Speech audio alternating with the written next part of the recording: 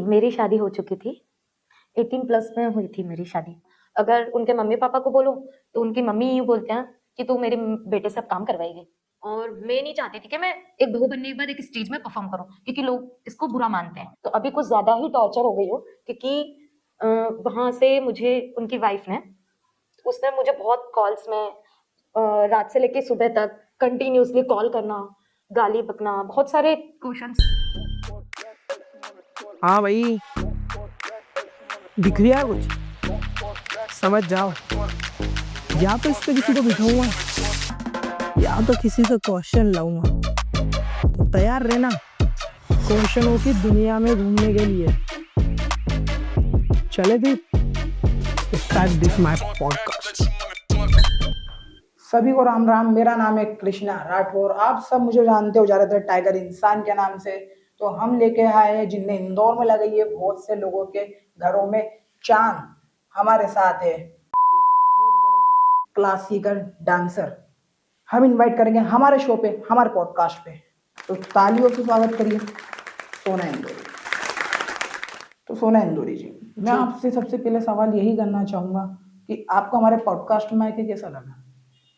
पहले तो मैं आपको राधे राधे कहना चाहूँगी राधे राधे। और मुझे अच्छा लग रहा है यहाँ पे आके। मैं आपसे ये कहना चाहूँगी, आपको इस फील्ड में कब से इंटरेस्ट जागा कि आपको ये क्यों करना चाहिए, किस लिए करना चाहिए? ऐसा हुआ कि मम्मा बचपन से पूजा पाठ में हैं, तो मम्मी हमेशा भागवत गीता, प्रेम सागर, ऐसे भागवत मतलब ऐसी ही भगवान की चीज़ें पढ़ते आए हैं और मैं उनके पास बैठ के ये सब चीज़ इंटरेस्ट लेती थी। तो मुझे ज़्यादा राधे कृष्ण भगवान के लिए ज़्यादा आस्था जुड़ती गई। फिर सडनली ऐसा हुआ कि मुझे सब चीज़ करने की शौक है। मेरे पापा कहते हैं सब चीज़ लाइफ में करना चाहिए। आर्ट्स को तो ज़्यादा बढ़ावा देते हैं पापा। तो ऐसा हुआ कि लाइफ में मैं डांस लाइन में धीरे धीरे आती गई मेरी फ्रेंड के थ्रू। तो गॉड गिफ्ट है ऐसे तो डांस मुझे, बट एक डांस क्लास से जुड़ी। वहाँ पे एक मेकअप आर्टिस्ट अर्पण पवार नाम के, वो उनको मैंने ब्रदर बनाया है। वो मेरे गुरु भाई भी हैं। मुझे इस फील्ड में लाने वाले वही हैं।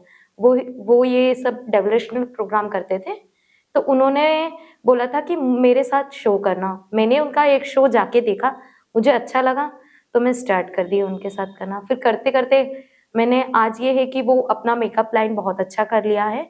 तो और मुझे अच्छा लगा ये चीज़ करना, तो मैं आगे इसको बढ़ाते गई। मैं आपसे ये जानना चाहूँगा कि आज भी आप मतलब लोग तो आप लोगों को, आप भले ही अच्छा रोल प्ले करते हो, बट लोगों की नज़र तो कुछ भी देख सकती है ना। मुझे लोगों की नज़र का बिल्कुल भी फ़र्क नहीं पड़ता। जैसे लोग तो आजकल बहुत से हैं जो क्लासिकल डांस, हम तो मानते हैं क्लासिकल डांस बहुत अच्छी चीज़ है, क्योंकि हमने तो बहुत प्रमोट करा क्लासिकल डांस को आज के जी। वक्त में। इंदौर में बहुत क्लासिकल डांस माना जाता है। आप क्या चाहते हो कि आप किसी लेवल पर जाके भी क्लासिकल डांस करें, कि बस एक सीमा है इंदौर नहीं, मैं ये कि ऊपर लेवल पे भी जाओ और आप क्लासिकल डांस करें और भी चीज़ें आगे करें करियर में? जी, मैं बिल्कुल चाहती हूँ कि मैं जितने भी ऊपर जा सकूँ उतना जाऊँ, और मेरे मम्मी-पापा का और साथ में मेरे जो भैया हैं जिन्होंने इस लाइन से जोड़ा है, उनका नाम रोशन करूँ, ताकि उनको लगे कि हाँ, मेरी भी कोई शिष्य और मेरी भी कोई सिस्टर है जो आज इतना ऊँचा नाम किया है। तो आपने अभी तक कहाँ-कहाँ पे और कितने शो कर चुके हो आप? मैं ऐसा तो कह नहीं सकती कि पूरे इंडिया में कर चुकी हूँ, और हाँ, मतलब इंडिया के अधिकतर स्टेटों पे कर चुकी हूँ मैं। जैसे जैसे कि कर्नाटक हो गए, केरला हो गया, जम्मू बॉर्डर हो गई, और एमपी, महाराष्ट्र, ऐसे कर चुकी हूँ मैं।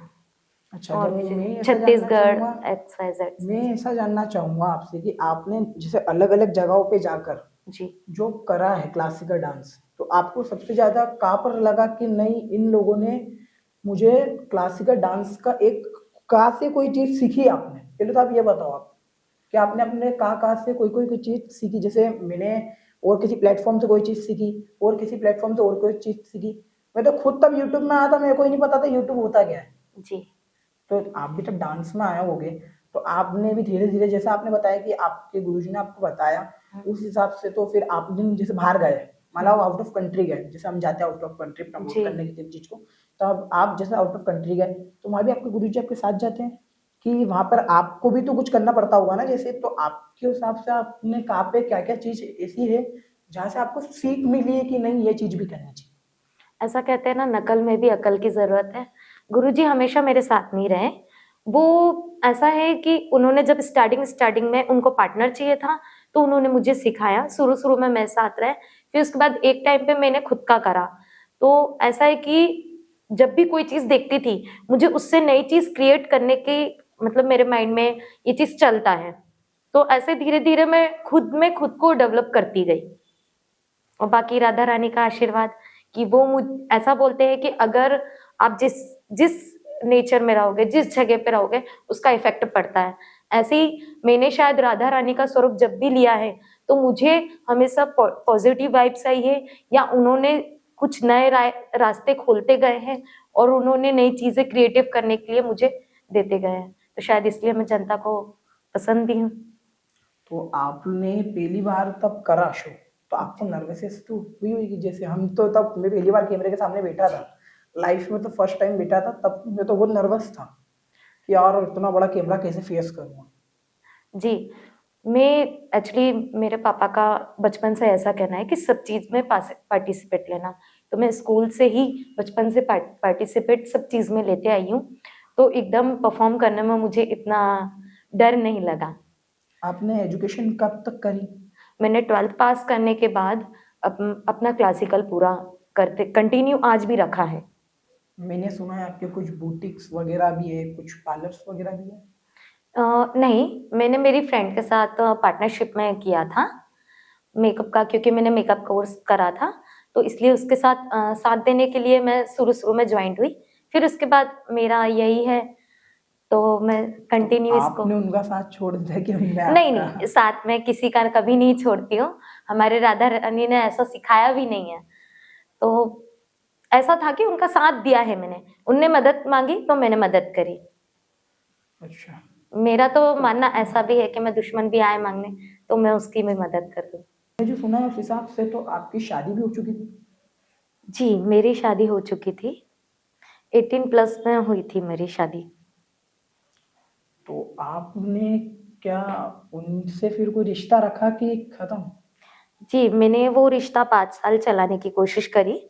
कुछ कारणों के कारण चल नहीं पा रहा था, तो मैंने वो खत्म कर दिया। तो ऐसा क्या कारण आ गया कि जिस कारण से रिश्ता नहीं चल पा रहा था? ड्रिंक करना हद से ज़्यादा। बोलो कि आप काम करो, अपना कुछ आगे लाइन दिखो, अपने पापा के साथ काम करो या कुछ नया काम करो। मैंने उनके कई बार कोशिश करी कि उनकी होटल खोल दो, जॉब लगवा दूँ पहचान के थ्रू, बट वो ये बोलते हैं कि नौकरी नहीं करना है, सेठ बनना है। सेठ के लिए मैंने उनका सोचा होटल वगैरह खुलवा देते हैं, वो भी नहीं करना, मतलब सीधे से काम नहीं करना। अगर उनके मम्मी पापा को बोलो तो उनकी मम्मी यूँ बोलते हैं कि तू मेरे बेटे से अब काम करवाएगी। मतलब कहने को मैं बहू थी, पर काम करने को मैं ही थी। मुझसे कारखाना में काम करवाते थे। अच्छी क्वालिफिकेशन होने के बाद भी मैं बोलती थी जॉब कर लेती हूँ, बट नहीं। और मैं नहीं चाहती थी कि मैं एक बहू बनने के बाद एक स्टेज में परफॉर्म करूँ, क्योंकि लोग इसको बुरा मानते हैं। एक मेरे में भी थिंकिंग में ऐसे भरते थे शादी होने के बाद। तो मैंने सोचा कि अपना रिश्ता बचाने के अच्छा है, करियर कई बार डुबाना पड़ता है रिश्ता देखने। तो मैंने सोचा रिश्ता बचा लेते हैं। तो इसके चक्कर में मैं मना करती थी, बट ऐसा था कि नहीं, बहू तो बहू है, पर पैसे के मैटर में आपको बाहर जाना पड़ेगा। तो मुझे जबरदस्ती भी शोज में भेजते थे। तो आप मना भी तो कर सकते थे ना, शौक पे नहीं जाना। मना करती थी तो मुझे टॉर्चर होती थी, मारना, हस्बैंड मारते थे, ड्रिंक करते थे, उनके अफेयर्स भी थे बहुत सारे। और मेरे जो सास थे, मदर इन लॉ, उनका ये ऐसा था कि वो मुझे मेरे हस्बैंड से थोड़ा दूर ही रखते थे। इस कारण भी बहुत सारे उनके अफेयर्स रहते थे। जो अपनी टीम मेंबर्स की लड़कियां हैं उन्हीं के साथ ही अफेयर्स करना, अफेयर में देखना। पकड़ा भी, देखा भी, बट मैंने सोचा 4 दीवारियों में रह चीज तो अच्छी है, क्योंकि मैं रिश्ता बचाना चाहती थी। पर कोई व्यक्ति तब तक ही सहन कर सकता है जब तक सह सके। सर के ऊपर पानी जाता तो नहीं सह सकता वो। तो अब आपने उन्हें तलाक दे दिया है कि अभी तलाक बचा है? जी, मैंने डिवोर्स के लिए उनको बोला था, डराने के लिए, क्योंकि मैं रिश्ता उस टाइम भी चलाना चाहती थी। मैं एक लास्ट कोशिश करना चाहती थी कि डिवोर्स के लिए इनको बोलूँगी तो शायद डर जाएँगे। तो एक नॉर्मली स्टाम्प पेपर में हमारे सिग्नेचर हुए थे, पर आज भी मैं वेट कर रही थी। पर वेट करते-करते मुझे सडनली पता चला कि उनकी एक और शादी कर ली है उन्होंने, एक लड़की से, हमारे शो की फील्ड की लड़की से। तो आप तो अभी भी चाहो तो उन पे केस कर सकते हो ना? तो केस आपको रजिस्टर्ड कर देना चाहिए अभी तक तो। जी, मुझे 5 साल शादी के हो चुके थे और 5 साल अभी छोड़े भी हो गए। तो मैं हर साल कंटिन्यूअसली उन लोगों के तरफ से टॉर्चर होते आ रही हूँ, कंटिन्यूअसली। तो अभी कुछ ज़्यादा ही टॉर्चर हो गई हूँ, क्योंकि वहाँ से मुझे उनकी वाइफ़ ने, उसने मुझे बहुत कॉल्स में रात से लेके सुबह तक कंटिन्यूअसली कॉल करना, गाली बकना, बहुत सारे क्वेश्चंस, और फिर मैं हर चीज़ें अवॉइड करते-करते थक चुकी हूँ। तो अभी मैंने फिर, मेरी जान को तक खतरा है उन लोगों से, क्योंकि उन लोगों ने इस तरीके के वर्ड कहे हैं। तो इसलिए मैंने अभी उनके ऊपर अभी 1 मंथ ही हुआ केस लगाया है, अब जाके। तो अब आपको क्या लगता है आपके पेरेंट्स की तरफ से कुछ वो नहीं रिया इसमें? ऐसा कैसे हो सकता है? क्योंकि आज मेरे पेरेंट्स हैं, कुछ भी होगा तो अपना बच्चे को बचाने के लिए तो कुछ भी करते पेरेंट्स, बट आपके पेरेंट्स की तरफ से कुछ वो नहीं, ऐसा क्या? ऐसा था कि ऐसा कहते हैं कि लड़की जब तक घर में रहे, मायके में रहे, तो बोलते पराए घर की है तू, और ससुराल में जाए तो बोलते तू पराए घर से आई है। तो बात ये थी कि जब तक मैं घर में थी तब तक मम्मी पापा के लिए थी। फिर ससुराल में गई, अपन जब भी लड़की को अगर कोई बात अगर किसी से शेयर करेगी ना, तो कल से उसको ताने ही मिलना है। अगर वो ससुराल की बात मायके में जाके बोलेगी और मायके के जाके ससुराल में बोलेगी। तो मैंने कभी ससुराल की बात मायके में बताई ही नहीं। तो एक टाइम जब डिवोर्स के लिए मैं जब हेल्प के लिए भी घर से सपोर्ट के लिए मांग रही थी, तो घर में सिर्फ यही था कि तू हमेशा खुश तो रही है, क्योंकि मैं हमेशा मेरी फैमिली को ये बताती थी कि मैं खुश हूँ। तो लव मैरिज थी कि अरेंज मैरिज थी? लव विद अरेंज हुई थी। तो समझा नहीं मतलब। उनके तरफ से एक्चुअली उन्होंने मुझे एक शो में प्रपोज किया था, तो मैंने मना कर चुकी थी। बट वो मेरी जीजू दीदी के फ्रेंड सर्कल के थ्रू घर रिश्ता लेके आ गए थे, तो मम्मी ने हाँ कर दिया था। फिर ऐसा कंटिन्यूअसली मेरी पढ़ाई चल रही थी, मैंने बोला था अभी शादी नहीं करूँगी, मैं कम से कम 25 तक अपना करियर सेट करने के बाद करूँ। बट 18 के टाइम ऐसा हुआ कि उधर से फोर्स ज़्यादा होने लगा और बहुत सारे घर के लेके इश्यूज होने लगे। तो मुझे मेरे मम्मी का ये कहना था कि करना है तो इससे ही कर, अभी के अभी कर, नहीं तो हम कहीं और करा देंगे। तो आप उसी पर्सन से शादी करोगे ना जिसको आप जानते हो पहले से। जिसको नहीं जानते हो और उससे तुरंत ही शादी कराओगे तो डर जाता है बच्चा। तो मैंने सोचा इनसे ही करेंगे। तो ससुराल वाले आए, लेके चले गए, उन लोगों ने शादी कराई। मेरे मम्मी पापा उस टाइम साथ में नहीं थे शादी के टाइम। शादी के टाइम साथ में नहीं थे? समझा नहीं मतलब। क्योंकि घर से ससुराल वाले लेके चले गए थे, उन्होंने शादी कराई। घर से ले गए थे? हाँ जी। और फिर शादी कराई? हाँ, क्योंकि मम्मी पापा का ये कहना था हम तेरी शादी में इन्वॉल्व नहीं होंगे अगर इससे करेगी। उस लड़के से? अच्छा ऐसा। जी।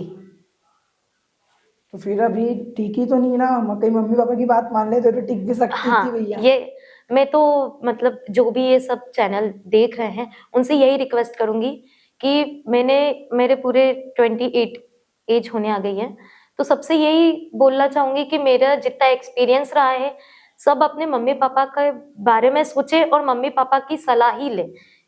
आज मैं पछताती हूँ कि शायद से हाँ जो भी था, अगर मम्मी पापा ने डांटा मारा जो भी, बट उस टाइम सुन लेती तो आज मेरे ये जो 5 साल वेस्ट हुए हैं वो ना होते।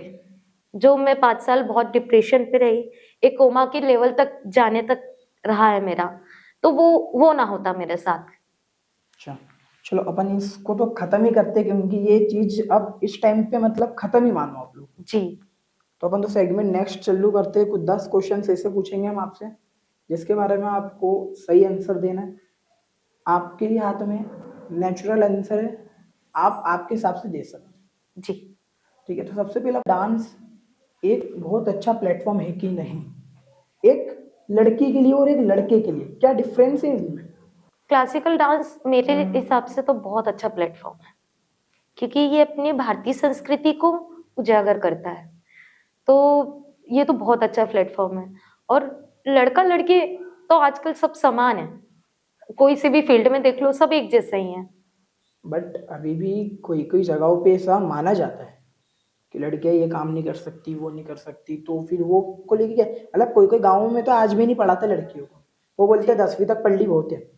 तो उसको क्या, आप उसको बढ़ावा दोगे कि नहीं? नहीं, मैं चाहती हूँ कि सबको मिले, एजुकेशन तो सबको मिले। और अगर जो बच्चा करना चाहता है आर्ट्स में, तो वो उसको सब चीज़ें मिलनी चाहिए। दूसरा सवाल आपसे ये है कि जैसे कि आपने जो आर्ट अभी ये चुना है, इसके अलावा आपका और भी किसी में था कि ये आर्ट भी मैं करूं, कि ये चीज को भी मैं करने की कोशिश करूं कि ये भी हो जाएगा मेरे से? तो आप किस किस फील्ड में घुस गए थे कि वो अब तो सब कर लूंगी? जैसे मैं तो ऐसा है कि मैंने तो सब कर लिया, तो अब मेरा तो ऐसा है कि मेरे को तो कुछ भी फील्ड है तो अब करना ही है काम, जी अब टिकना है बस किसी भी फील्ड में। टिका हुआ तो मैं आज भी नहीं हूँ इस फील्ड में, मेरे को तो पता भी नहीं है मैं आज और कल नहीं भी रूंगी इस फील्ड में। बट ऐसा है कि मैं तो फिक्स हूँ, अब मेरा एक बेस बना हुआ है नीचे कि मैं इस फील्ड में टिक सकता हूँ आज के टाइम। तो आपका बेस बन चुका है ऐसा कि आप टिके रहोगे आखिरी तक? डांस चीज़ तो ऐसी है कि आपकी जब तक उम्र है, फेस है, तब तक ही मैं एक स्टेज में परफॉर्म दे सकती हूँ। उसके बाद तो पॉसिबल ही नहीं है। स्टेज नया चेहरा मांगता है हमेशा। पर हाँ, मैं एजुकेशन इसकी इसलिए ही ले रही हूँ ताकि मैं दूसरों को इस चीज़ का एजुकेशन दे चुकूँ, तो आपने जो ताकि मैं एक टाइम पे एजेड भी हूँ तो क्लासेस दे सकूँ, कॉलेज स्कूल में अप्लाई कर सकूँ। और मेरी तो इच्छा ये है कि अगर राधा रानी चाहे तो मेरे पास इतना हो तो मैं गरीबों को भी फ्री में अपना क्लासिकल डांस, या मुझे तो सभी परफॉर्म आते हैं, करते हैं, तो जो बच्चे को जैसी एजुकेशन मेरे पास से मिले मैं दे सकूं। तो आप बच्चों को एजुकेशन फ्री बांटोगे? जी, मेरी इच्छा यही है। किस्मत जो बोले। किस्मत जो बोले, बाकी मेरी इच्छा बहुत है कि मैं ये चीज़ करूं। आपके लिए चौथा क्वेश्चन सबसे बड़ा क्वेश्चन है कि आपने इस फील्ड में आने के बाद क्या क्या स्ट्रगल करा और क्या क्या चीज़ों से बीते हो आप कि यार ये गलत हुआ मेरे साथ? क्योंकि ये सबसे बड़ा क्वेश्चन है एक लड़की के लिए कि बोल सकते हैं अब मैं वो वर्ड नहीं यूज़ करूँगा इस चीज़ में क्योंकि फिर आपको बीप लगानी पड़ेगी, इसलिए तो आप बता दो कि आपको कब ऐसा लगा कि नहीं यार ये चीज़ नहीं होनी चाहिए बट हुई? मेरी फील्ड अच्छी चल रही थी पूरे टाइम। बस जब मैरिड हुई तब मेरे साथ बहुत ऐसा लगता था मुझे। मतलब मेरिट के टाइम पर ही आपका कुल मिलाकर हाँ जी, वो चीज़ बिगड़ी? उसी के टाइम ऐसा लगता था क्योंकि उनको पैसा दिखता था, सिर्फ पैसा दिखता था। तो मैं नाचने वाली वर्ड नहीं आता था। हाँ बस वो चीज़ है, नाचने वाली वर्ड नहीं आता था। बट जब ऐसा अगर ससुराल के सब बैठे रहे या आस पड़ोसी के लोग बैठे रहे तो उसके सामने यही कहा जाता था ससुराल से कि हम तो इसको मना करते हैं पर ये खुद ही जाती है नाचने, जबकि मुझे घर से बोला जाता था। तो आप उनको बोल सकते थे ना सच्चाई तो कि हमको तो ये फोर्स कर रहे हैं तो हम जा रहे हैं। ऐसा था कि ससुराल में मुझे काम से ही जब भेजना चाहे तभी बाहर जाने देते थे, वरना बाहर से लॉक करके रखते थे मुझे। लॉक करके? जी, मुझे बालकनी में भी नहीं जाने देते थे, छत पे भी नहीं जाने देते थे। बस मैं सिर्फ मेरा फ़ोन में गेम खेल सकती थी बस घर पे, और उसके लिए भी मुझे चलाने नहीं देते थे फ़ोन। पांचवा सवाल यही होगा मुझसे, अब आपसे ऐसी चीज़ है तो अब मैं आपसे क्या ही पूछूँ उस सवाल को लेके। बट आपको उनके बेबीज जो आपको पता लगा कि आप बेबीज हो चुके, उसके बाद आपको कैसा फील था कि यार कुछ तो फील हुआ होगा कि नहीं यार वो चीज़ गलत थी, या क्या फील था? एक चीज़ होती है कि प्यार करके शादी करना और शादी करके प्यार करना।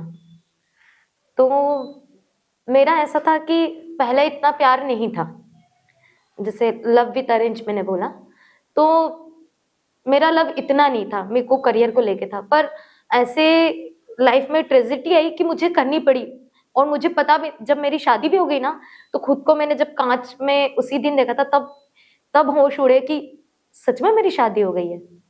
ऐसा हुआ था मेरे साथ कि हाँ, मांग में सिंदूर, मतलब मैं खुद के होश उड़े थे कि मैंने शादी कर ली वाकई। पर उसके बाद मैंने सोचा ठीक है, जो हो गया सो हो गया। बहुत टाइम तक चलता रहा। पर मेरे को ऐसा था कि अब यही है मेरी दुनिया, तो मुझे उससे प्यार भी हो गया था। ऐसा वाला प्यार हो गया था जिसको बोल सकते कि अंधा प्यार। अगर कोई कुछ भी बोल के जाए, नहीं, मैं सुधार लूंगी, मैं ये कर लूंगी, मुझे कोई भी कुछ बोल के जाए, नहीं, मैं कर लूंगी। इसीलिए मैंने 5 साल चलाया भाई। पर छोड़ने के बाद भी मेरा छोड़ने का कोई आज भी रीजन नहीं था। मैंने आपको बताया, सिर्फ एक डराने के लिए मैंने कोर्ट पे अप्लाई के लिए बोला था, बाकी आज भी मेरा डिवोर्स नहीं हुआ है। पर जब मुझे जैसे ही पता चला उसने शादी कर ली, तो शॉक थी।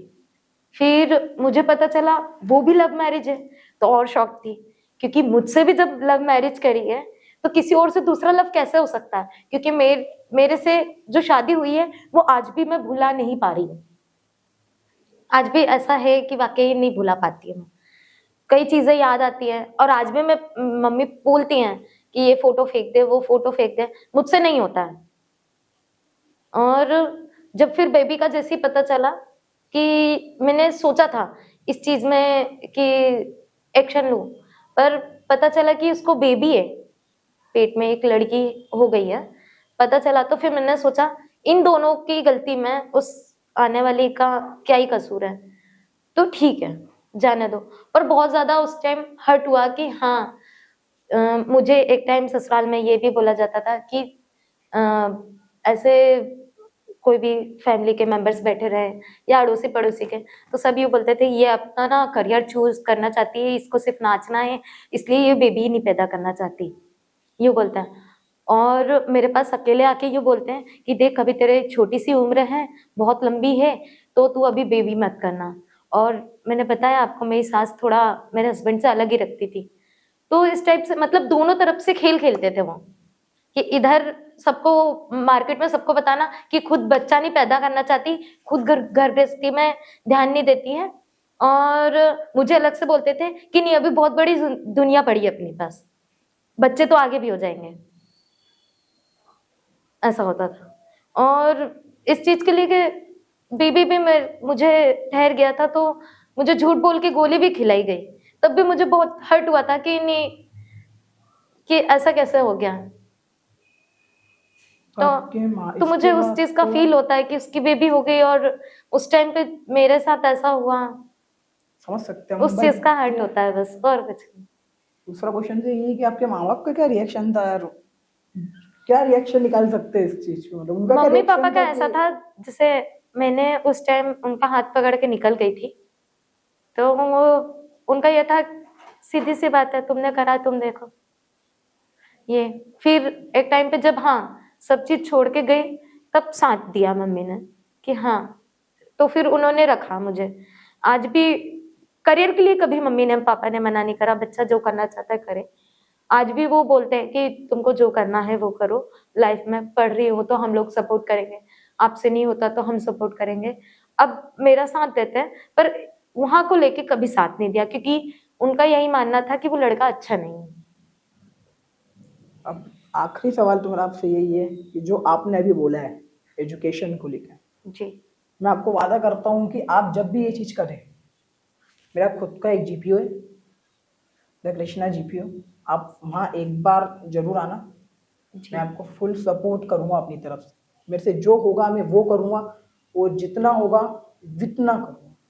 हमारा खुद का जीपीओ है, हम खाना खिलाते हैं, सब करते हैं, बट हमारा खुद का जीपीओ, तो आप आना जरूर एक बार। तो आप बिल्कुल आओ, और हमारे जीपीओ से फुल हेल्प मिलेगी आपको। आप एजुकेशन फ्री बांट रहे हो, हम खुद आपका एजुकेशन के लिए जितना होगा, आप जो कोर्स बोल रहे हो, आप आर्ट्स वगैरह ये जो भी रहते, इन सब में आपको हमारा जीपीओ फुल पूरी हेल्प करेगा। ये मैं आपको वादा करता हूँ कि आप हमारे जीपीओ आओ, और आप कर ले तो हाथ ही जोड़ते हैं। अब कई बोल सकते हो इस चीज़ को लेके कि आपने इतना स्ट्रगल करा है उस चीज़ में। और भी आपको कुछ कहना है? और भाई जो भी है, अब हम तो नहीं बोलेंगे, ये तो गलत इफेक्ट हो जाएगा, बट वो चीज़ गलत थी और उस चीज़ को सही करने का तरीका भी है अभी। तो आप बिल्कुल उन पे केस करो, उन पे मैं तो कहता हूँ बहुत बड़ा केस करो, क्योंकि अभी जो उनने करा है उस हिसाब से वो चीज़ बहुत ही गलत है।